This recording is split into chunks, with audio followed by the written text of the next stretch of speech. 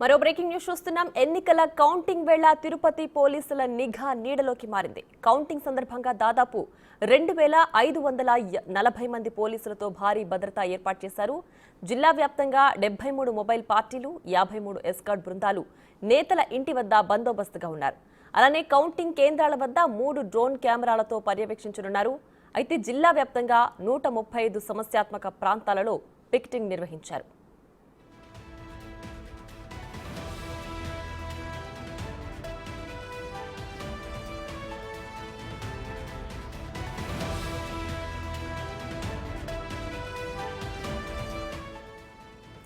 మొత్తంగా 621 మందిపై bind over, 57 మందిపై rowdy sheet నమోదు చేసినట్లు పోలీసులు వెల్లడించారు. కౌంటింగ్ కేంద్రం చుట్టూ 25 చెక్ పోస్టులు ఏర్పాటు చేశారు. అలానే కౌంటింగ్ కేంద్రానికి వచ్చే అభ్యర్థులకు షాడో టీమ్స్ ని కేటాయించారు. కౌంటింగ్ పూర్తయిన తర్వాత ఇంటికి వెళ్లే వరకు ఎస్కాట్ ఆధ్వర్యంలో రక్షణ కల్పించనున్నారు. మరోవైపు ఓట్ల లెక్కింపు సందర్భంగా తిరుపతిలో ట్రాఫిక్ ఆంక్షలు కూడా విధించారు.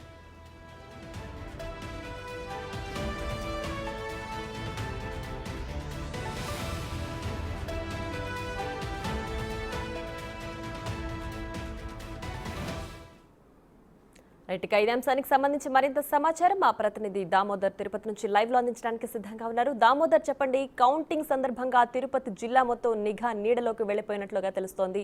భద్రతా ఏర్పాట్లు ప్రస్తుతం ఏ విధంగా ఉన్నాయి?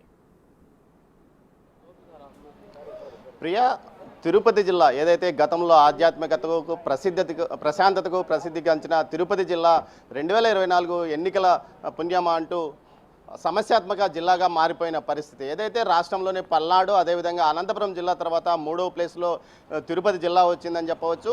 పోలింగ్ రోజు, ఆ తర్వాత మరుసటి రోజు జరిగిన ఘటనల నేపథ్యంలో ఎన్నికల కమిషన్ చాలా సీరియస్ కావడంతో పాటు పూర్తి స్థాయిలో జిల్లాను నిఘా నీడలో ఉంచిన పరిస్థితి. మొత్తం మీద అయితే తిరుపతి పోలింగ్ ముగిసిన తర్వాత కౌంటింగ్ కేంద్రం వద్ద పులివర్తి నానిపై జరిగిన దాడి నేపథ్యంలో ఈ పరిస్థితిని మరింతగా ఏదైతే అధికారులు సీరియస్గా తీసుకునే విషయానికి వచ్చారు. మొత్తం మీద రేపు జరగబోయే కౌంటింగ్కు పోలీసులు విస్తృత స్థాయిలో బందోబస్తు ఏర్పాటు చేశారు. 2800 మంది పోలీసులు పోలీసులతో బందోబస్తు ఏర్పాటు చేశారు.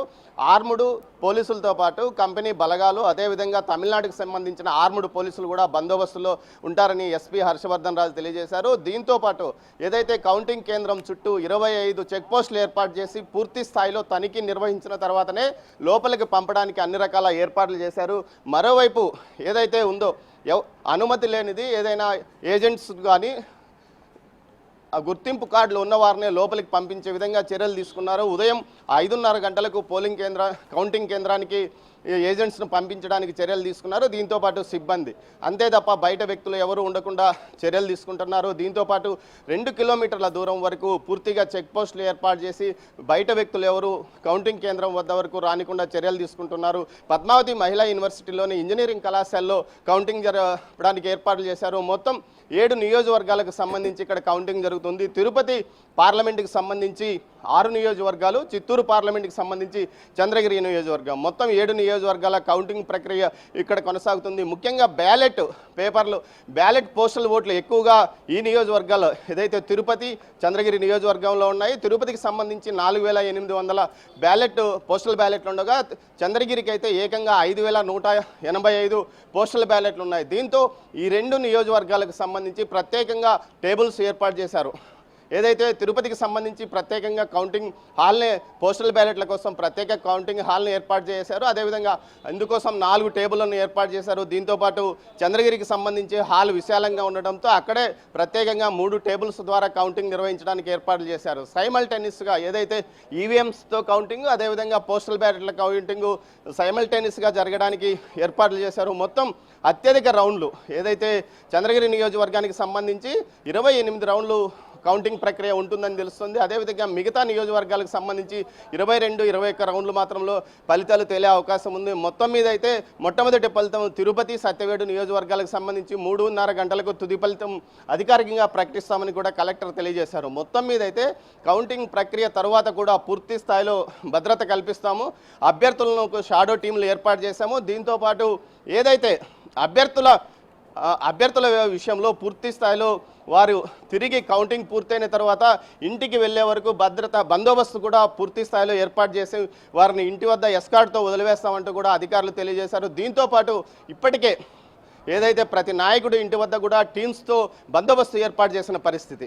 ముఖ్యంగా ఎవరి మీదైనా దాడులు జరుగుతాయా లేకపోతే దాడులు జరిగే అవకాశం ఉందన్న భావించిన ప్రతి ఒక్క నాయకుడు ఇంటి వద్ద పోలీసులు పికెటింగ్ కూడా ఏర్పాటు చేశారు. ప్రియా, కౌంటింగ్ ప్రక్రియ సందర్భంగా సామాన్య ప్రజానికి ఎలాంటి ఆంక్షలు ఉండబోతున్నాయి? అలాగే 144 సెక్షన్ ఎప్పటి వరకు అమల్లో ఉంటుంది? ప్రియా, ఏదైతే ఎన్నికల కౌంటింగ్ ప్రక్రియ ముగిసిన తర్వాత మరుసటి రోజు 6-7 తేదీలో 6వ తేదీ వరకు ఎన్నికల కమిషన్ యొక్క పరిపాలనా బాధ్యతలు ఉంటాయి. అందువల్ల ఆ రోజు వరకు 144 సెక్షన్ విధిస్తామని చెప్పారు. అంతేకాకుండా విజయోత్సవాలను పూర్తి స్థాయిలో ఆపివేశాం. అదేవిధంగా టపాసులు కాల్చడం, ర్యాలీలు నిర్వహించడం జరగదు. ఆ తర్వాత అనుమతులు తీసుకొని ర్యాలీలు నిర్వహించుకోండి అని కూడా చెప్పారు. దీంతోపాటు సామాన్య ప్రజలు కూడా ఎక్కడా గుమిగూడకూడదు, అదేవిధంగా ఎన్నికల విషయాల మీద కూడా హడావిడి చేయకూడదు అంటూ కూడా ఆదేశాలు జారీ చేసిన పరిస్థితి. దీంతో ఏదైతే 144 సెక్షన్తో పాటు 30 పోలీస్ యాక్ట్ కూడా మొత్తం జిల్లా వ్యాప్తంగా పూర్తి స్థాయిలో అమలవుతున్న నేపథ్యంలో ఎక్కడా ఎలాంటి అవాంఛనీయ సంఘటనలు అయితే ఏదైతే పోలింగ్ తర్వాత కూడా పూర్తి స్థాయిలో గొడవలు ఆందోళనలు చెలరేగే అవకాశం ఉన్నందువల్ల ఇంటెలిజెన్స్ ఇప్పటికే కేంద్ర నిఘా బృందం హెచ్చరించిన నేపథ్యంలో పూర్తి స్థాయిలో 135 సమస్యాత్మక ప్రాంతాలను గుర్తించి ఆయా ప్రాంతాల్లో పికెటింగ్ బందోబస్తు కూడా ఏర్పాటు చేశారు. దీంతోపాటు